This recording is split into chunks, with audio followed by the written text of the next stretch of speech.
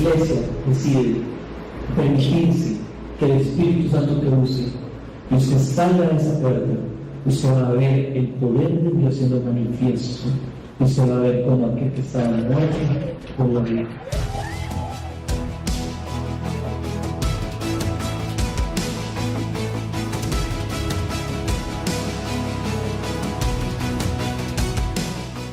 Bueno, hermanos, hemos estado hablando todo este tiempo del Espíritu Santo y la obra del Espíritu Santo en nuestras vidas. Y hoy el Señor me pusieron a predicar acerca del fruto del Espíritu, ¿verdad? Entonces, quería decirles que en mi caso, ¿verdad? Yo quiero contarles un poco de mi vida, ¿verdad? Soy una persona que soy adulta mayor, ¿verdad? Pero en esta época nos gusta mucho, a mí al menos me gusta mucho jardinear. Y cuando jardineo me encanta porque no solo es un momento donde estoy relajada, estoy en paz, sino que ha sido un momento donde estoy con el Señor y hablo con Él y Él me enseña a través del jardín, ¿verdad? Y Él me dice muchas cosas y Él me dice cómo sembrar la semilla y yo veo al Señor caminar conmigo porque yo creo que algo que es hermoso y es precioso es la creación. Más que cualquier otra cosa, la creación es muy hermosa, la verdad, las flores, los árboles, ver el fruto de eso, los atardeceres, los pájaros, los animales. Y creo que Dios es un Dios que hace las cosas con pasión, con amor, con deleite, que Él se luce en lo que hace, ¿verdad? Y parte de eso es ver cómo Él enseña que uno tiene que sembrar una semilla y la semilla por un tiempo tal vez no va a germinar, pero de pronto empieza a nacer y empezamos a ver el fruto y empezamos a ver las flores y ver ese crecimiento da demasiada satisfacción. Y yo creo que Dios es el mejor jardinero del mundo, porque así como Él hace eso con las flores, así los hace con nosotros, ¿verdad? Y el fruto viene porque algo se sembró. Y yo creo que Él siembra esa semilla en cada uno de nosotros, siembra una semilla, ¿verdad? Y nos siembra a nosotros y Él quiere ver que ese crecimiento venga a la vida de ustedes y que venga esa madurez que Dios quiere para cada uno de nosotros. Entonces es bonito saber eso, pero también es bonito saber que ese fruto es algo que el Señor tiene para cada uno de nosotros. Él no es ajeno. Todos tenemos el fruto del Espíritu. Desde el momento que usted viene a la cruz del Calvario, desde el momento que usted es regenerado, que es hecho una nueva criatura, que las cosas viejas, dice el Señor, van pasando, he aquí todo es hecho nuevo. Y Él implantó ese fruto en nosotros, que ahorita lo vamos a ver, que es el fruto, ¿verdad? Y Él lo implantó. ¿Para qué? Para que nosotros llegáramos a tener ese carácter de Cristo, para que llegáramos a ser esas personas que se parecen al Señor, ese carácter firme que Dios quiere que tenga cada hijo de Él. Y ese jardín es un jardín que realmente el Señor lo está cuidando. Dios te está cuidando esta mañana. Yo sé que Dios está contigo y que Él te va a ir enseñando en la vida cómo a través de situaciones se va a dar ese fruto, ¿verdad? Y vamos a ir a Gálatas 21 para hablar un poco del fruto. Perdón, hermanos. Vamos a coger aquí. Ese fruto no es lo mismo que, vamos a ir a Gálatas 1 del 22 al 23, mas el fruto del Espíritu es amor, gozo, paz, paciencia, benignidad, bondad, fe, mansedumbre, templanza. Contra tales cosas no hay ley, dice la palabra de Dios. Ese fruto no es como los dones. Los dones es un regalo. El don es un regalo que Dios le da a las personas para que los use. En cambio, el fruto son capacidades, habilidades que Dios le da a la persona para que las use. Pero el fruto es diferente. El don viene porque es un regalo de Dios. No tenemos que hacer nada. Él los reparte como Él quiera. Él se los da a cada uno. Todos tenemos por lo menos un fruto. pero el don es diferente, pero el fruto es diferente. Para el fruto hay que pasar circunstancias, hay que pasar esfuerzo, hay que trabajar, hay que enrollarse las mangas, porque eso tiene que ver con el carácter de la persona en sí, pero el carácter maduro que Dios quiere que tengamos, igual que el Señor Jesucristo. Ese carácter es lo que hace que el fruto del Espíritu tenga todas esas virtudes. El Señor quiere que nos parezcamos a ese carácter que Él tiene, a ese amor, a ese gozo, a esa paciencia, a esa benignidad. Y vamos a ir a Gálatas 5, para leer las obras de la carne y el fruto del Espíritu.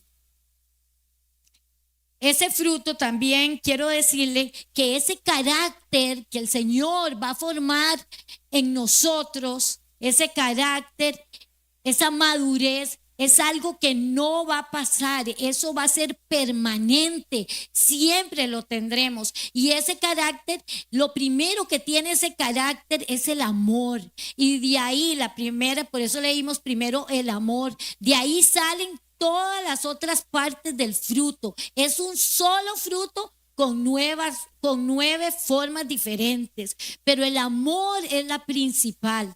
Esa es la que el Señor quiere, y ese carácter de nosotros va a perdurar hasta la eternidad. Resucitaremos y será perfeccionado y estará con nosotros hasta la eternidad. También el Señor quiere que recordemos que ese carácter, que los frutos son temporales, como dice, todos los dones son temporales, las lenguas, la profecía, el don de sanidad, todo eso es temporal. Mas el amor, dice el Señor, nunca dejará de ser, ni el amor ni la fe nunca dejarán de ser, dice el Señor. Así que vamos a leer los frutos, las obras de la carne y el fruto del Espíritu. Digo pues, anda en el Espíritu y no satisfagan los deseos de la carne. Andar en el Espíritu significa caminar la vida con el Espíritu Santo. Eso es lo que el Espíritu Santo quiere, que usted camine, que usted se relacione con Él, que usted hable con Él, que usted le pida a Él, que el Espíritu Santo sea su ayudador, su guía, su paracleto, el que está ahí con usted. Eso es caminar en el Espíritu, depender única y verdaderamente del Espíritu Santo y no de nuestras propias fuerzas o de nuestro conocimiento o de lo que creemos. Entonces, camine en el Espíritu. Es una nueva vida caminando con Él. Y el Espíritu, porque el deseo de la carne es contra el Espíritu y el del Espíritu es contra la carne.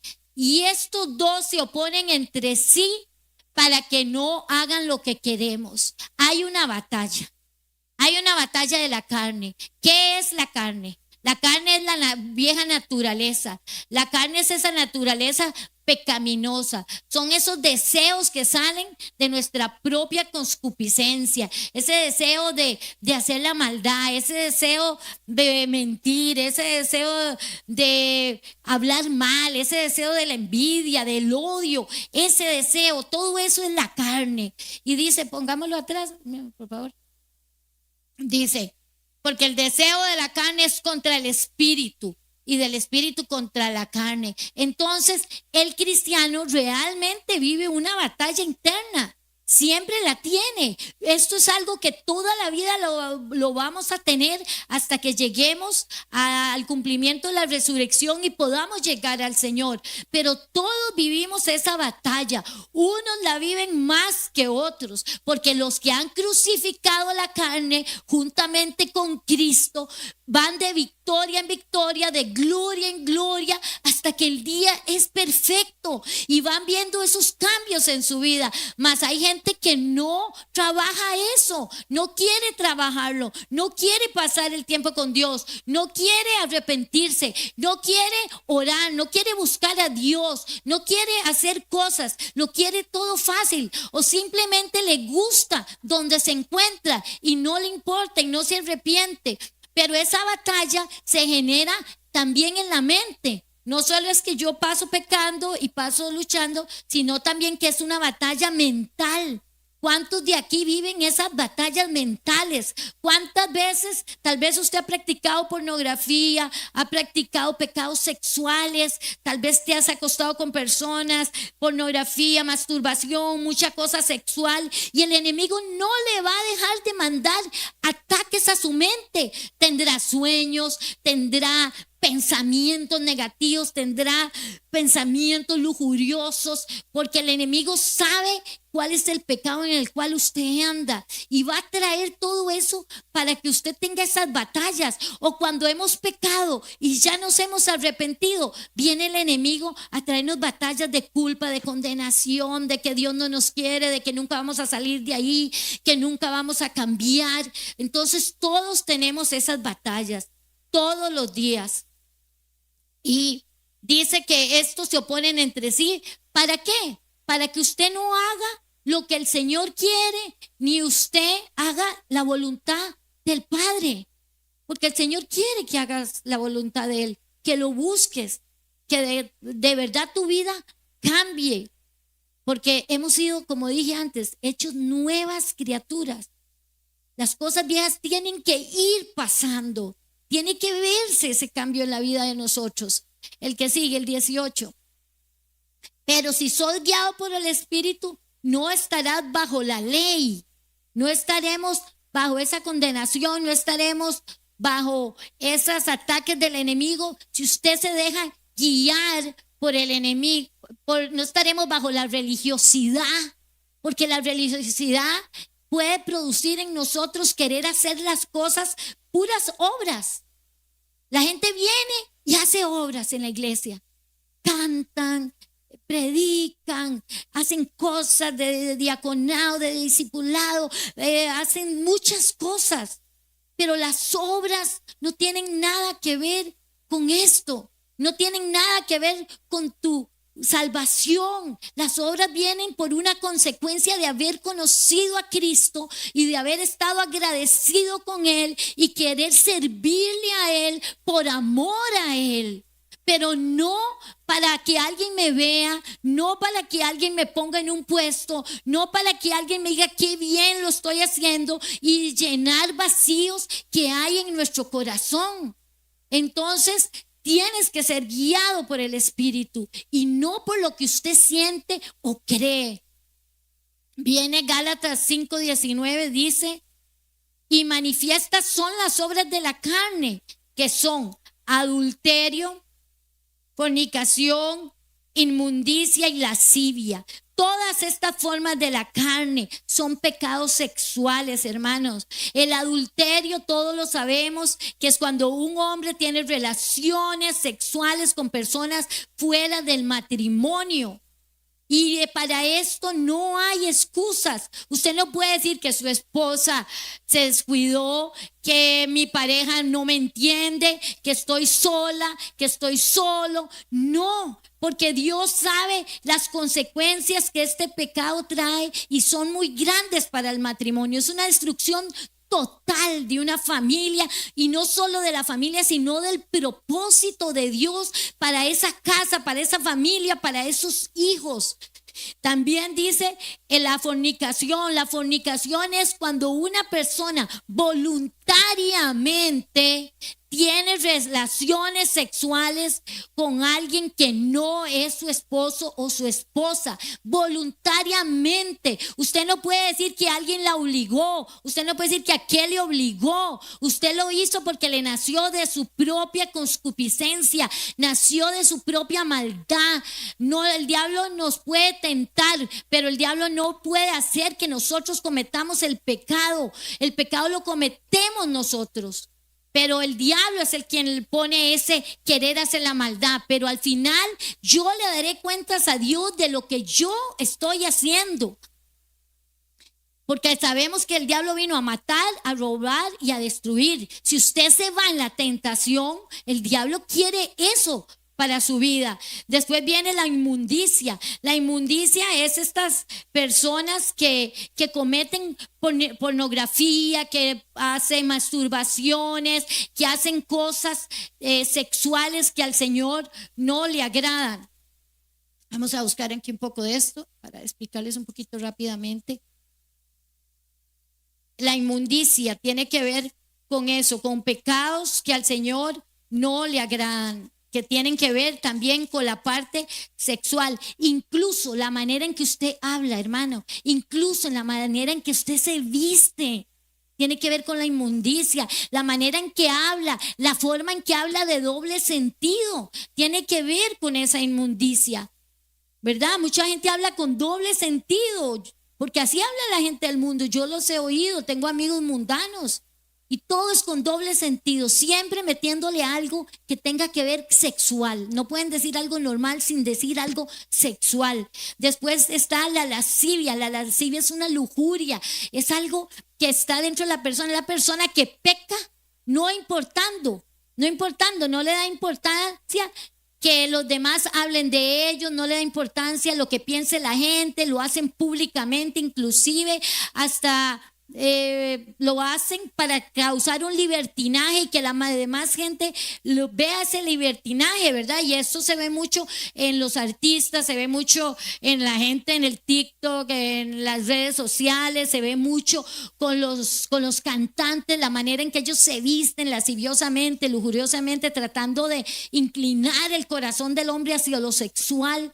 Eso es la lascivia.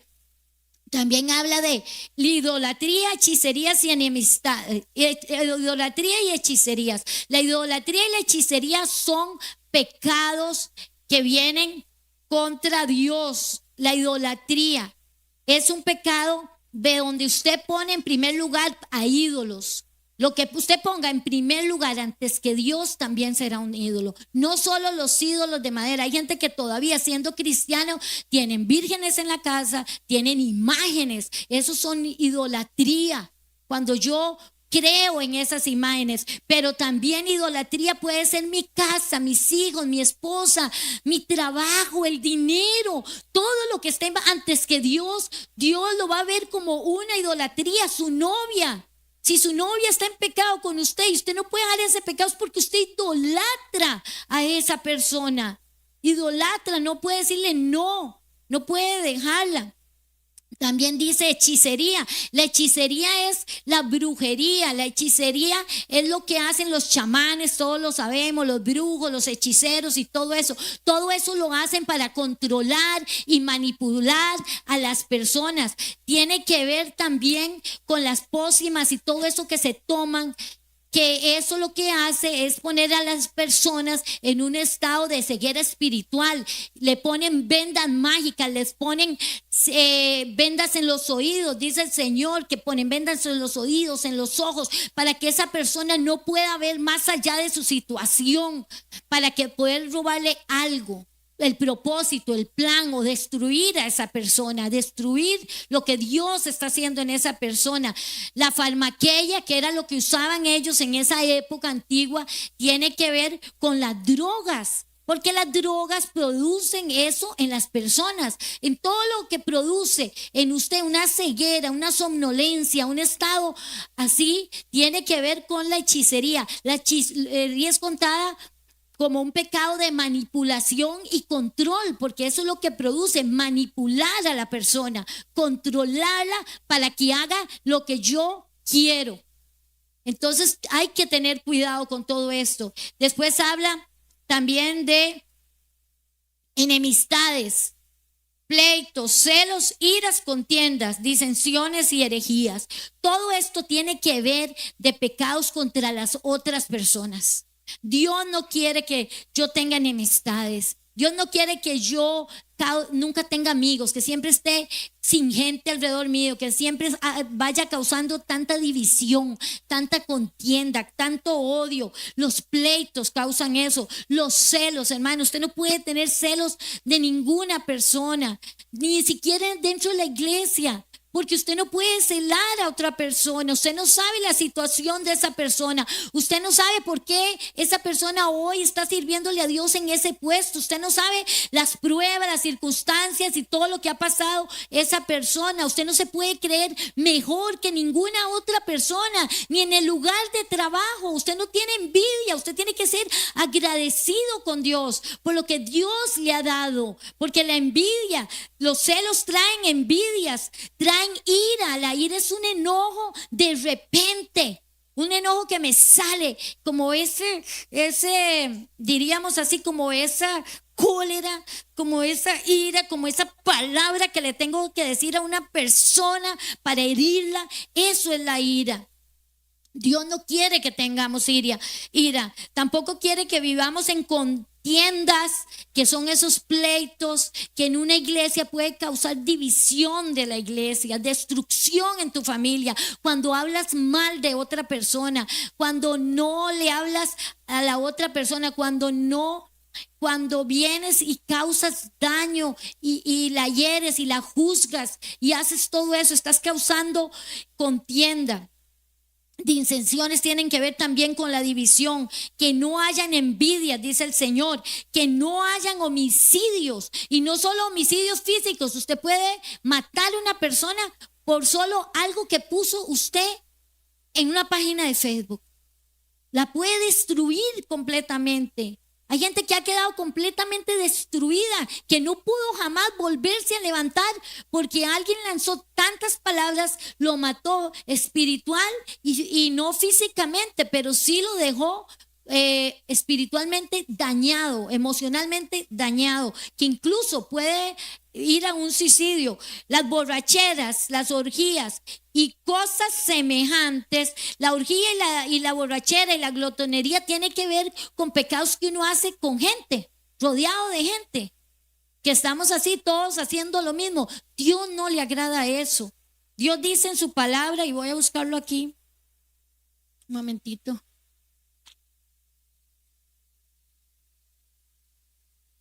Voy a buscarlo aquí un momentito.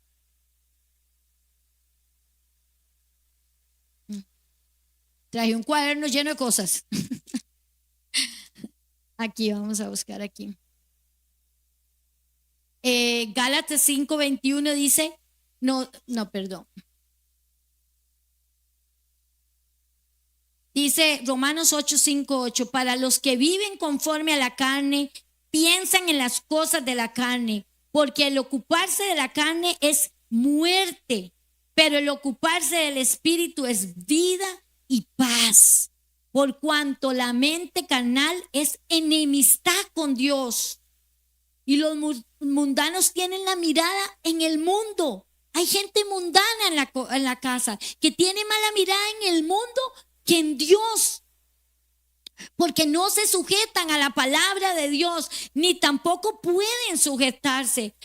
Y dice que los que así vivan según la carne no pueden agradar a Dios. Hay que negar los pensamientos de la carne para evitar esas obras. Pablo nos lo advierte del peligro, del destino que será para los que viven en la carne, porque los que viven en la carne son amonestados porque pueden ir al infierno, hermano. Tenemos que saber que la gracia de Dios y la obra de Jesús en la cruz, por eso somos salvos, pero nosotros no podemos venir a decir que soy salvo y vivir una vida de pecado. Dice la palabra de Dios, por cuanto hemos hecho y no estamos haciendo y no prometemos hacer. O sea, vivimos bajo la gracia de lo que fuimos en un pasado. Ya Dios lo perdonó. De lo que yo estoy haciendo ahora, inclusive de cosas que yo voy a hacer. Ahí está la gracia de Dios.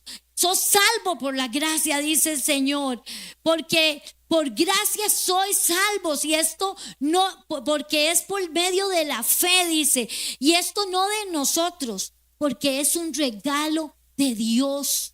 Cuando tú andas en la carne, estás pisoteando la gracia, la sangre preciosa del Cordero de Dios, porque tú ni yo nos merecíamos ir a esa merecíamos esa gracia, ese favor, no lo merecíamos. Usted y yo hemos pecado, y por cuanto hemos pecado, dice la palabra de Dios que estamos destituidos de su gloria. Pero Dios quiso dar su vida y morir por usted y por mí, y yo sé que esto lo predicamos siempre, pero es la realidad. No pisotees la sangre del Cordero con tus acciones, no pisotees esa gracia que por la cual hoy vivimos. Muchos tuvieron que morir, muchos han tenido que dar su vida por esta gracia que hoy nosotros hemos vivido. ¿Cuántas personas se han ido a predicarle a otros y desearían haber tenido la gracia que hoy Dios derramó sobre tu vida?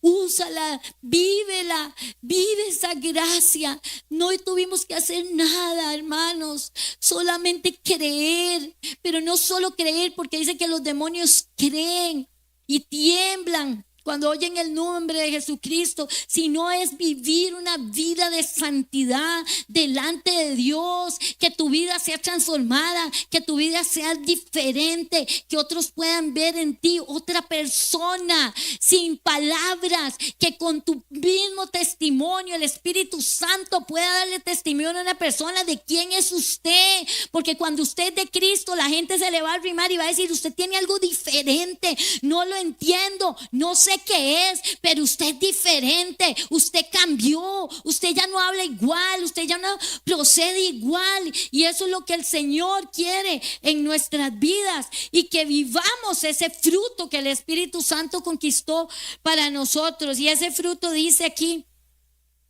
dice: y acerca de las cuales dice: envidias, homicidios, borracheras y orgías, cosas semejantes a las cuales os amonesto, para que ya os he dicho que los que practicar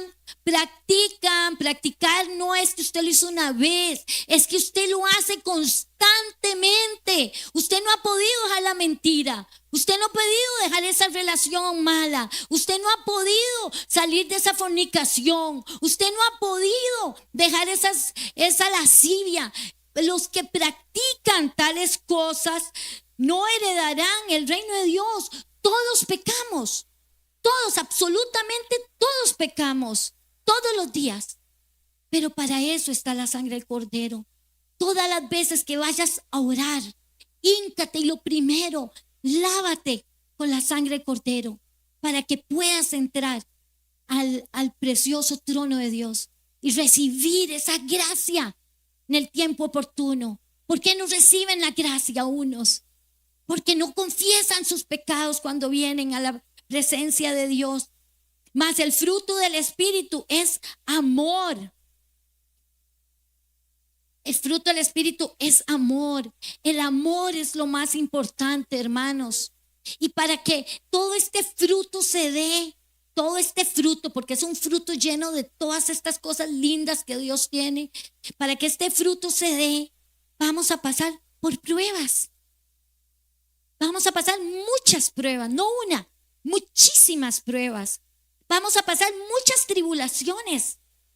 Vamos a pasar muchas tentaciones, muchas aflicciones, porque es la única manera que nosotros podamos tener ese fruto y podamos tener el carácter firme del Señor, ese carácter maduro. Jesús, siendo el Hijo de Dios, pasó por las pruebas y en todas salió más que victorioso, y Él tiene que ser nuestro ejemplo, lo que Él vivió y cómo Él vivió aquí en la tierra. Y entonces las pruebas, cada fruto tiene que ver con una prueba de tu vida. Porque si Dios sabe que no tienes amor, ¿sabes lo que va a hacer Dios? Te va a poner la persona que más odia a la par tuyo, para que lo trabajes. Y yo conozco un testimonio de un hermano aquí que queremos mucho y los amamos, y él me contaba cómo el Señor lo puso a trabajar con la persona que más daño le ha hecho en la vida. Y yo creo que esa prueba de él era para que él pudiera llegar a amarlos como Dios nos ordena. Porque Dios dice: amarás al Señor tu Dios con todo tu corazón, con toda tu mente y con todas tus fuerzas. Y amarás al prójimo como a ti mismo. Tenemos que amar a los demás. Por eso el amor conlleva todo lo demás, porque todo tiene que ver con el prójimo. Y entonces Dios te va a pasar por esa prueba. Te va a pasar por una prueba de tener que ir a perdonar las personas que más daño te hacen.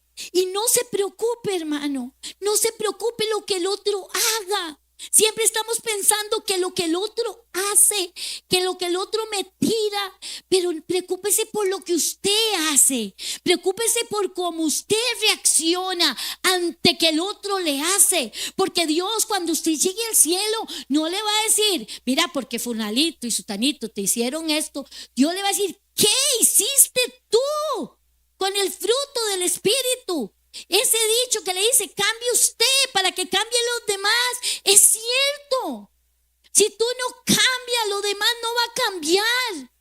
Yo he tenido muchas pruebas, mucha persecución, y a veces me he enojado y he ido en cólera y no he podido perdonar y estoy resentida. Un día el Señor me dijo, Jenny, cuando te hablen así, lo que hagas y como contestes, hazlo para mi gloria. Hazlo para mi gloria. Cuando yo empecé a hacer eso, hermano, de verdad, mi boca se calla. Y mis pensamientos, y no solo la boca, lo que siento en mi corazón es amor. Porque Dios me dijo, no mire las personas como tú las ves. No mire las personas por fuera, me dijo. Míralas por dentro. Porque yo no juzgo lo externo de la persona. Yo juzgo lo que hay adentro de la persona. Pero si tú la puedes ver con mis ojos, si tú puedes ver que esa persona está herida, si tú puedes ver que esa persona se siente abandonada, que esa persona se siente rechazada, si tú puedes ver eso, tú podrás amarlos como yo los amo. Y tú no sentirás ya odio, sino misericordia y amor. Misericordia, bondad, que es un fruto del Espíritu. Sentirás amor por ellos, porque tienes que verlo como Dios lo ve. Y por eso vienen tantas pruebas de tener tantos conflictos unos con otros, hasta que llegue el tiempo que estés lleno de amor y que todo lo que hagas, lo hagas para la gloria de Dios. El gozo, el amor es algo que Dios puso en nuestro corazón, pero no es ese amor físico, ni de la novia, ni de la familia, es un amor sobrenatural. Es el amor ágape, que va más allá, que solo puede provenir del Espíritu Santo. Solo de Él puede provenir. Y Dios está tratando a través de estas pruebas, tratando de sacar de ti eso. Cuando usted ama, usted va a tener también todo el resto del fruto. Dice que el gozo también viene por las pruebas, hermanos. El gozo es tener esa alegría que hay en nosotros. El gozo y alegría es lo mismo. Dios nos hizo cuerpo, alma y espíritu. Y entonces el cuerpo, ¿qué busca? El placer. Para ellos el placer es su felicidad. ¿Qué busca el alma? El alma también busca la felicidad. El alma. El cuerpo el placer, pero el alma busca la felicidad. Cosas que me hagan feliz. Qué sé yo, estudiar, tener un novio, hacer cosas que me produzcan felicidad. ¿Y qué produce el Espíritu? El Espíritu produce gozo. Y el gozo del Señor va a estar siempre contigo. Porque cada prueba que has vivido, cada circunstancia que has vivido, cada situación, yo sé que genera mucho dolor. Yo sé lo que es estar hincada llorando días de días, depresiva, con dolor, con miedo, con angustia, porque no sé la salida de eso, porque no encuentro trabajo, porque me siento solo, porque las finanzas no van como yo quisiera, porque mi casa se está destruyendo, porque el marido se fue. Todas esas pruebas Dios las permite ¿Para qué? Para que usted produzca ese gozo. El gozo de Dios va a ser tu fortaleza. El gozo de Dios viene cuando usted entrega todo al Señor y no tomas tus propias ideas, sino usted viene y le entrega todo al Señor. No hace nada con sus fuerzas. Tiene que llegar un momento en que usted alce sus manos y diga: Señor, hasta aquí, ya no aguanto más, ya no aguanto más. Te entrego, Señor, todo. Haz lo que tengas que hacer. Ese día que usted entregue todo, ese día el gozo de Dios va a venir a su vida. No importa la prueba que usted esté pasando, usted va a sentir esa paz también. Usted va a sentir esa paciencia venir a su vida, porque eso es lo que hacen las pruebas, fortalecerte en el área que necesitan más. Porque si usted no tiene gozo, el gozo de Dios va a venir a tu vida. Dice la palabra de Dios, que le voy a leer aquí, que habla del gozo. Dice que el gozo, aprendemos gozo en medio de la prueba. Un momento, hermanos. El gozo dice Filipenses 4, del 4 al 6. Vamos a ponerlo. Hay que aprender a disfrutar lo que Dios nos dio. El gozo le va a dar a usted un agradecimiento con Dios. Regocijaos en el Señor siempre. Otra vez les digo, regocíjense. Permanezcan en un gozo siempre. Alégrense, cántenle al Señor, bendíganlo. Que la gente lo vea cantando en medio de la prueba. Que tal vez no tiene dinero, pero que vean que usted está lleno de gozo, que no le importa el dinero. Regocíjense. Y Primera de Tesalonicenses 5, del 16 al 19 dice, ya lo vamos a buscar, lo que dice Primera de Tesalonicenses 5, del 16 al 19. Vamos a esperar un momentito. Estad siempre gozosos. Orad sin cesar. Dad gracias a Dios en todo, porque esta es la voluntad de Dios para con vosotros en Cristo Jesús. Por eso vienen las pruebas, porque Dios va a producir gozo en ti. Y el 19, ¿qué dice?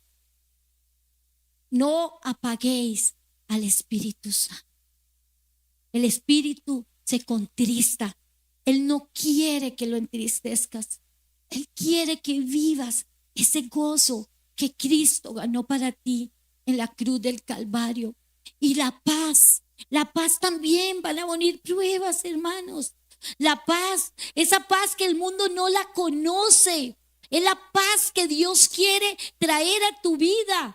La paz viene cuando hay conflictos. Tiene que venir la paz, porque la paz tiene que traer esa reconciliación que todos necesitamos. Cristo murió en la cruz del Calvario para darnos esa paz. Dice que Él llevó sobre Él esa paz que yo no me la merecía, pero Él decidió pagar el precio conmigo. Y esa paz no es como la gente la conoce, porque es una paz que sobrepasa mi mente. Que yo no puedo creer que en una situación adversa, una mala noticia, alguien se murió, alguien está en el hospital, alguien está en un problema, y yo pueda mantener esa paz, porque solo viene de Dios. Y si no, tú no tienes esa paz, Dios te va a mandar situaciones para que las tengas. Porque la paz de verdad es una bendición. Todo el planeta desea tener paz. Las naciones desean tener paz, pero eso es una paz que no viene verdadera, porque está en el mundo. Pero en Dios sí hay paz, y vienen los conflictos, y entonces Dios quiere que vengamos a acuerdos con los enemigos, que vengamos. ¿Y cómo viene la paz? Dios te va a poner pruebas de pleitos, de situaciones donde usted pueda venir a pedir perdón. y a perdonar a otros. Eso es lo que Dios quiere para nuestras vidas, ese tipo de pruebas. Porque cuando un conflicto se termina, las dos partes tienen que estar de acuerdo para que haya paz. Porque mentira, si esta parte todavía no está en acuerdo contigo, seguirá molestándote. Pero si tú vienes y traes esa reconciliación, que fue lo mismo que el Señor hizo, vas a tener paz. Yo les cuento un testimonio. Mi mamá murió hace muy poco. Yo he tenido problemas con mis hermanos. Eso me ha dolido muchísimo, muchísimo. La verdad, me ha traído muchas lágrimas a mi corazón. Y vi como Dios me decía, tienes que perdonarlos. Yo no quería, tienes que perdonarlos. Yo estaba llena de odio, de amargura. Un día tuve que venir aquí, hincarme, porque uno no puede ser hipócrita con Dios. Y tuve que decirle, Señor, es que los odio, me han hecho tanto daño. Porque así hay que hablarle a Dios. Dios nos conoce por dentro. Y odio y siento cosas feas hacia ellos. No les deseo el mal, pero siento cosas feas hacia ellos. Y entonces, y no podía orar, porque el Espíritu no estaba ahí. Lo estaba contristando. Contristé al Espíritu Santo. Y entonces, hasta que un día Dios me dijo, entrégamelos y perdónalos. Y ese día de verdad, de corazón se los entregué y me dijo, bendícelos.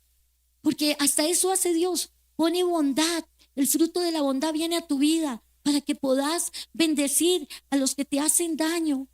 Y hermanos, yo los bendecí y de verdad les deseaba el bien, el bien. Y entonces empezó a venir la misericordia de Dios a mi vida y empezaron a venir bendiciones a mi vida, porque uno tiene que bendecir a los que te maldicen. Así lo dice el Señor, bendice a los que te hacen daño. Y empezaron a venir bendiciones en mi vida. Yo, la mejor bendición, la paz. Ya yo no sentía nada, tenía una paz increíble. Un mes antes de que muere mi madre, empieza el Señor a decirme, ve y perdónalos, diles que te perdonen y perdónalos. Y yo, ay no, pero ¿cómo hago? No, yo voy a tener, no, yo no voy a ir a tocarle la puerta, ni siquiera voy a agarrar el teléfono. Ya me la ponía diferente el Señor, verlos cara a cara. Y yo decía, no, Señor, no, bueno, sí, voy a ver, Señor, voy a ver. ¿Verdad? Yo ahí discutiendo con el Señor, voy a ver, algún día de esto lo hago. Pero ese día no llegó y mami murió. Mami estaba con demencia, ella no sabía lo que estaba pasando, pero mami murió. Y ese día yo entré a la funeraria, solo estaban unos de mis hijos afuera, no había llegado nadie. Y estaba, me acuerdo, mi hermano, mi cuñada, y ver a mi hermana sentada frente al ataúd con sus dos. Y yo entré, ni siquiera yo creo que fui yo. Viera la velocidad con que yo entré a ese lugar. Yo iba como a 100 por hora. Pero así, tanto que mi hermano hizo así y se asustó y se levantó, ¿verdad? Seguro está bien. Y yo me vio con una cara de pánico. Y yo entré como si el Espíritu Santo me hubiera empujado. De verdad, yo sentía que me iba haciendo así. No me hizo ni pensar, me empujaba. Eso sucede, de verdad. Sucede y me empujó. Y yo donde lo vi ahí parado, lo abracé. Y le dije, ¿sabes qué? Perdono todo lo que me has hecho a mí. Perdono todo lo que le has hecho a mi familia. Y te perdono. Y perdóname a mí si yo también te he hecho algo. Ahí actuó, ¿sabe qué actuó ahí? La humildad. Fruto, parte del fruto, la humildad. Que actuó también. Actuó el amor de Dios. Actuaron tantas cosas del fruto en mi vida. En otra época yo jamás lo hubiera hecho. Pero Dios había estado trabajando a través de tantas pruebas en mi vida. Y fue tan lindo, porque cuando yo salí de ahí entré en una paz. De verdad, esa paz, todavía mayor paz de la que Dios me había dado. Y no solo eso, cuando fui a orar, mi unción no era la misma, era otra unción. Mis oraciones no eran la misma. Había derramado el Señor bendiciones en mi vida, grandes bendiciones, aún cosas que estaban atadas.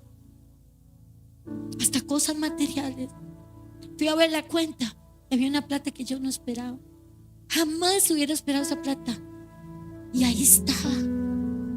Dios tenía tanta misericordia, tanta fidelidad, tanto amor sobre nosotros.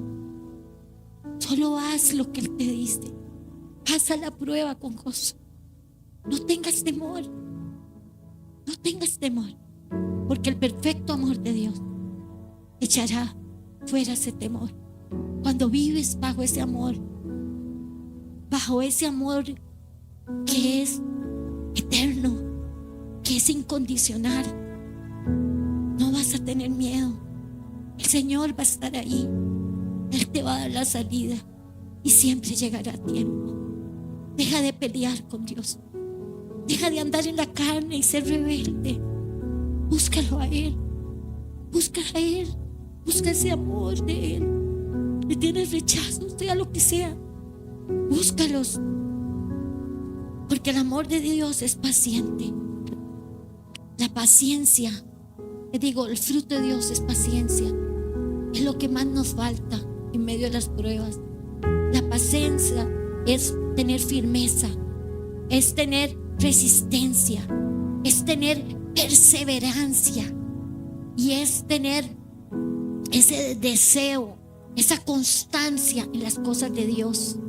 Y Dios, cuando usted no tiene paciencia, Dios va a traer pruebas para que aunque en medio de toda prueba usted siga perseverando y luchando y siguiendo adelante. La paciencia no es sentarse, hermanos, es algo activo, es algo que Dios hace en nosotros para que hagamos y podamos crear esa parte del fruto de la paciencia. Cuando usted salga de ahí, usted va a ser transformado. Y esa perseverancia, esa firmeza, Dios la necesita. Como dice Pablo dice voy a buscar el versículo. Pablo dice Santiago 1, 2 al 4, lo que produce la paciencia en los hijos de Dios. ¿Sabes qué produce la paciencia? La paciencia dice: hermanos míos, tengan por sumo gozo cuando se hayan pasado por pruebas. Gozo en las pruebas. Algo bueno viene a tu vida, sabiendo que la prueba de vuestra fe produce ¿qué? Paciencia, perseverancia, lucha, firmeza, constancia, sabiendo que más tenga la paciencia su obra completa, para que seas ¿qué? Perfecto y cabal, y no te falte nada, no te falte la sabiduría, no te falte nada, dice el Señor. Por eso Él pone la paciencia en usted, y Él quiere que usted pase esas pruebas con paciencia, porque la paciencia es lo que el Señor pagó en la cruz del Calvario también por usted. Usted sabe que el Señor dice que Él murió, y aunque Él fue y murió y sabía que estaba sufriendo, voy a leerle ese versículo, hermanos. El ejemplo más grande de paciencia es la del Señor. Hebreos 12, 1 al 2. Y corramos con perseverancia la carrera que Dios ha puesto por delante. Esa carrera de la resurrección, esa carrera de la fe, para poder llegar al lugar que Dios está esperando que lleguemos. Esto lo hacemos, dice, al fijar la mirada en Jesús. Si puedes poner tu mirada en Jesús, tendrás esa perseverancia, saldrás de esa prueba y llegarás al lugar donde Dios te quiere llevar. Al final, que esa casa, el campeón, el que inicia y perfecciona nuestra fe, debido al gozo que le esperaba, Jesús soportó la cruz. Si Jesús no hubiera soportado la cruz, tú y yo no viviríamos ese gozo de la resurrección ni de la vida eterna. No hubiéramos podido llegar al cielo. Y dice: sin importar la vergüenza que representaba haber muerto en esa cruz, la las escupidas, las palabras, las maldiciones, el dolor que sintió él cuando lo golpearon, cuando lo crucificaron, cuando lo latigaron. Pero él soportó sin importar la vergüenza. Ahora está en el lugar de honor junto al trono de Dios. ¿Sabes qué?